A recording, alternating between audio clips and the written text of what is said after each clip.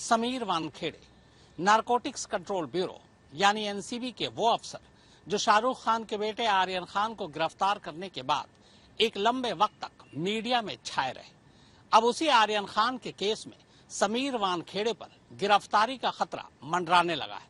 CBI ने इल्जाम लगाया है कि समीर वानखेड़े ने आर्यन की रिहाई के बदले शाहरुख खान के परिवार से 25 करोड़ रुपए की मांग की थी। आइए आज आपको वारदात में बताता हूं कि आखिर इस पूरे मामले में समीर वानखेड़े कब, कहां और कैसे फंसे।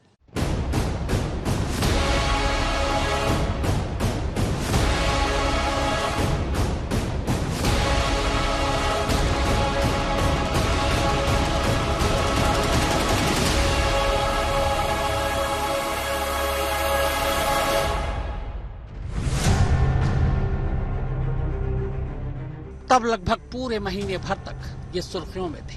गिरफ्तारी शाहरुख खान के बेटे आर्यन खान की हुई थी, लेकिन मीडिया में हर जगह चर्चे इनके हो रहे थे, क्योंकि इन्होंने ही 2 अक्टूबर 2021 की शाम मुंबई के कार्डेलिया क्रूज से ड्रग्स रखने के इल्जाम में करीब 19 लोगों को हिरासत में लिया था, जिनमें से एक आर्यन खान था। इसके बाद आर्यन पूरे 25 दिनों तक पहले इनकी हिरासत में और फिर जेल में रहा। फिर 25 दिन बाद वो जमानत पर बाहर आया। ये कोई और नहीं, तब के नारकोटिक्स कंट्रोल ब्यूरो के मुंबई के जोनल डायरेक्टर समीर वानखेड़े, वही समीर वानखेड़े जिनके ऊपर अब उसी आर्यन खान और उसी केस को लेकर अब खुद की गिरफ्तारी की तलवार लटक रही है। यानी आर्यन खान को जेल भेजने वाले समीर वानखेड़े अब खुद जेल जा सकते हैं।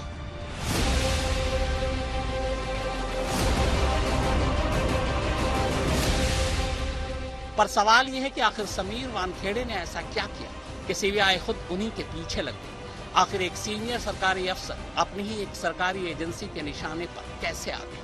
उसने ऐसा क्या किया कि उसके खिलाफ सीबीआई ने मुकदमा दर्ज किया?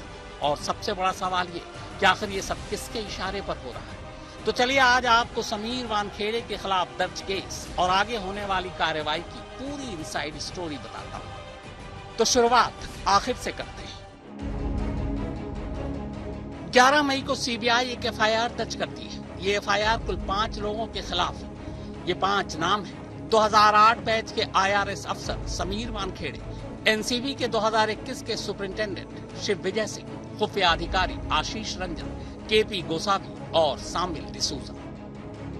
इन 5 के खिलाफ भ्रष्टाचार, जबरन वसूली और आपराधिक साजिश रचने के मामले में अलग अलग धाराओं में एफआईआर दर्ज की गई। अब इस एफआईआर को आसान लफ्जों में समझिए। दरअसल ये एफआईआर आर्यन खान की गिरफ्तारी से जुड़ा है। सीबीआई की दर्ज एफआईआर के मुताबिक आर्यन की गिरफ्तारी के बाद वानखेड़े और उनकी टीम ने शाहरुख खान के परिवार से 25 करोड़ रुपए वसूलने की कोशिश की थी। ये रकम लेने के बाद आर्यन को केस से बरी कर देने का सौदा हुआ था। पेशगी के तौर पर इन लोगों ने 50 लाख रुपए ले भी लिए। इस पूरे सौदे का खुलासा आगे करेंगे। अब आपको बताता हूं कि आर्यन केस के करीब 1.5 साल बाद जाकर समीर वानखेड़े के खिलाफ मुकदमा दर्ज क्यों हुआ। दरअसल 2 और 3 अक्टूबर की रात जब आर्यन का नाम ड्रग्स केस से हटाने के लिए एनसीबी की टीम और शाहरुख खान की मैनेजर के बीच फोन पर सौदे की जो बातचीत हो रही थी, वो ऑडियो रिकॉर्ड हो चुका था। ये ऑडियो इस बात का सबूत था कि आर्यन की रिहाई के लिए सौदेबाजी हो रही है, वो भी एनसीबी की तरफ से। इसमें एनसीबी की तरफ से सौदा कर रहा शख्स एक जगह ये भी कहता सुनाई देता है कि जो 25 करोड़ रुपए लेने हैं, उनमें से अकेले 8 करोड़ रुपए समीर वानखेड़े को देने हैं। बातचीत का ये सबूत शाहरुख खान के स्टाफ के पास भी था, मगर परिवार तब कानूनी तौर पर आर्यन की रिहाई का इंतजार कर रहा था। एक बार आर्यन जब जमानत पर रिहा हो गया, तब उसी वक्त ये लगा था कि अब ये मामला ऊपर तक जाएगा और समीर वानखेड़े के लिए मुश्किल होगी। हालांकि आर्यन की जमानत के बाद समीर वानखेड़े का narcotics control bureau Mumbai zone से ट्रांसफर कर दिया गया, लेकिन आर्यन से जुड़ी सौदेबाजी वाली फाइल अब भी बंद थी। खुद शाहरुख खान इस पूरे मामले में मुंह खोलने को तैयार नहीं थे। शाहरुख से जुड़े करीबी सूत्रों के मुताबिक इस मुद्दे पर शाहरुख की एक ही राय थी, और वो ये कि आर्यन की गिरफ्तारी या एनसीबी के किसी अफसर के बारे में वो कभी अपने मुंह से कुछ नहीं कहे।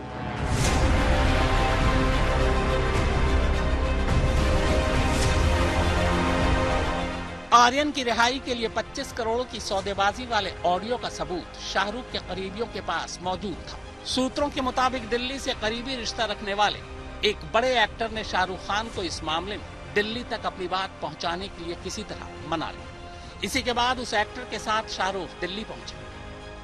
यहां दोनों की मुलाकात उस शख्स से हुई जिसकी बात को काटने की हिम्मत कोई भी एजेंसी नहीं कर सकी। सौदेबाजी का वो सबूत दोनों ने उनके सामने रखा। इसी के बाद एक बेहद काबिल अफसर को उसी वक्त इन सबूतों की जांच कर सही कार्रवाई करने का हुक्म दिया गया। अब मामला उस अफसर के हाथ में था। उसने उन सबूतों की पड़ताल की, फिर अपनी तरफ से मामले की जांच की। फिर जब उसे लगा कि केस बनता है, तभी 11 मई 2023 को समीर वानखेड़े समेत 5 लोगों के खिलाफ FIR दर्ज हुई। सूत्रों के मुताबिक दिल्ली में हुई इस मुलाकात के बाद भी शाहरुख खान अपनी इस बात पर कायम थे कि वो इस केस के सिलसिले में अपने मुंह से कभी भी कुछ नहीं कहे। तो FIR दर्ज करने की ये तो रही इनसाइड स्टोरी। अब चलिए शुरू वाली कहानी से शुरू करते हैं। कहानी ये कि आखिर सौदेबाजी का ये सबूत कब, कैसे और किस हालात में पैदा हुआ था। मेरा ब्लैंक पेपर पे साइन लिए हैं तो वानखेड़े सर को लगता रहेगा कि ये आदमी को पहले उठा लो करके, ऐसा मेरा मानना है। इसके लिए मेरे अंदर अभी मेरा डर पैदा हुआ। गाड़ी में इतना ही चल रहा था कि 25 का बॉन्ड डल, लास्ट 18 में फाइनल कर, 8 अपने को वानखेड़े को देना है, 10 अपने को बांट लेना करके। अच्छा, 25 मतलब क्या? 25 लाख? कितना? 25 CR, 25 करोड़ रुपया।